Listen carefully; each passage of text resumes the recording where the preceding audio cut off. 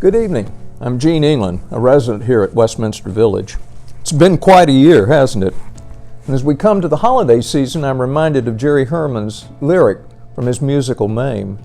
We need a little Christmas right this very moment. And I can't think of a better way to bring Christmas to us than to hear again the words of a timeless Christmas classic.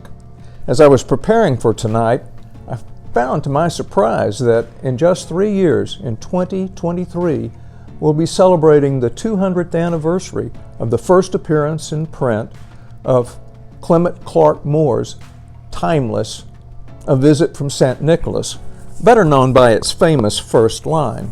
So, find a comfortable chair, relax, and let's hear again those timeless, comforting, heartwarming words. 'Twas the night before Christmas, when all through the house not a creature was stirring, not even a mouse. The stockings were hung by the chimney with care, hopes that St. Nicholas soon would be there, and the children were nestled all snug in their beds, while visions of sugar plums danced in their heads. And Mamma in her kerchief and I in my cap had just settled our brains for a long winter's nap, when out on the lawn there arose such a clatter. I sprang from my bed to see what was the matter. Away to the window I flew in a flash, tore open the shutters and threw up the sash. The moon on the breast of the new-fallen snow gave a luster of midday to objects below, when what to my wondering eyes should appear but a miniature sleigh and 8 tiny reindeer, with a little old driver so lively and quick, I knew in a moment it must be St. Nick. As rapid as eagles his coursers they came, and he whistled and shouted, called them by name.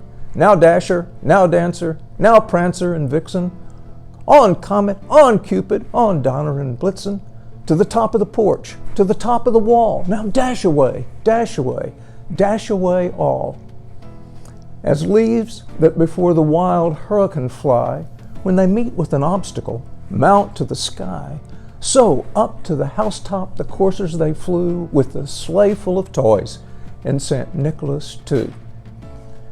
Then, in a twinkling, I heard on the roof the prancing and pawing of each little hoof.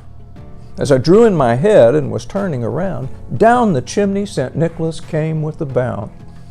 He was dressed all in fur from his head to his foot, and his clothes were all tarnished with ashes and soot. A bundle of toys he had flung on his back, and he looked like a peddler just opening his pack. His eyes, how they twinkled, his dimples, how merry. His cheeks were like roses, his nose like a cherry. His droll little mouth was drawn up in a bow, and the beard on his chin was as white as the snow. He had a broad face and a round little belly that shook when he laughed like a bowl full of jelly. He was chubby and plump, a right jolly old elf, and I laughed when I saw him in spite of myself.